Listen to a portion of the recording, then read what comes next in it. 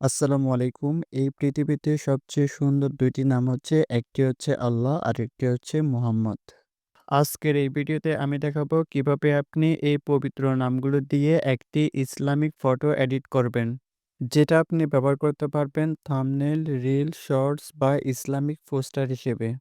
চলুন এখন দেখে নিই আপনি কিভাবে আপনার একটি ফটো এবং এই পবিত্র ২ টি নাম দিয়ে একটি ইসলামিক ফটো এডিট করবেন। অলরাইট, ফার্স্ট অফ অল আপনাকে Google Gemini অ্যাপ্লিকেশনটি ওপেন করে নিতে হবে। Gemini অ্যাপ্লিকেশনটি ওপেন করার পর এখান থেকে আপনি প্লাস আইকনের উপর ক্লিক করবেন। এবার আপনি এখান থেকে ফটো সিলেক্ট করে আপনার গ্যালারি থেকে আপনার একটি ফটো সিলেক্ট করে নিবেন। অথবা আপনি যে ফটো দিয়ে এই ইসলামিক ফটো এডিট করতে চান সেই ফটোটি আপনি সিলেক্ট করে নিবেন। ফটোটি সিলেক্ট করার পর এবার আপনাকে প্রম্পট বসাতে হবে। এই প্রম্পট আপনি এই ভিডিওর ডেসক্রিপশন বক্স অথবা কমেন্ট বক্সে পেয়ে যাবেন। সেখান থেকে আপনি প্রম্পটটি কপি করে এখানে আপনি পেস্ট করে দিবেন। এবার আপনি এখান থেকে সেন্ড আইকনের উপর ক্লিক করে দিবেন। তারপর মিনিট খানেকের মধ্যে এই ইসলামিক ফটোটি জেনারেট হয়ে যাবে।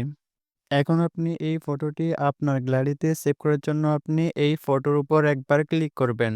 তারপর এখানে দেখবেন আপনার ফটোটি স্পষ্ট দেখাবে এবং আপনার ২ হাতে পবিত্র ২ টি নাম থাকবে।